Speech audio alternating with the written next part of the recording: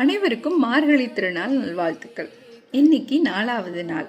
திருப்பாவையோட 4வது பாசுரத்தை பார்க்கலாமா?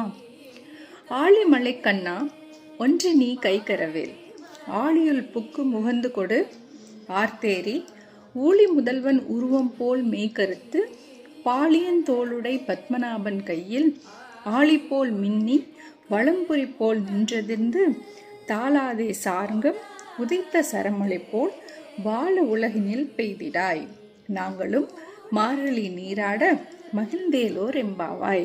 இதுக்கு என்ன அர்த்தம்னா, ஆழிமலை கண்ணா, நீ ரொம்ப கருமையாக இருக்காத, கடலுக்குள்ளே புகுந்து மழை நீரை சேகரிச்சுட்டு போய் மேகங்களை உருவாக்கி, மேகம் எப்படின்னா உன்னோட மேனி மாதிரி கருமையான மேகங்களை உருவாக்கி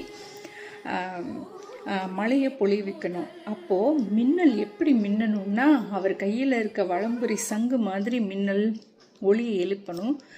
அவர் கையில் இருக்க சக்கரம் மாதிரி மழை சுழன்று பெய்யணும். அந்த ஆனந்த மழையில் நாங்கள் நனைஞ்சு நீராடணும் அப்படின்னு ஆண்டாள் நாச்சியார் குறிப்பிடுறாங்க.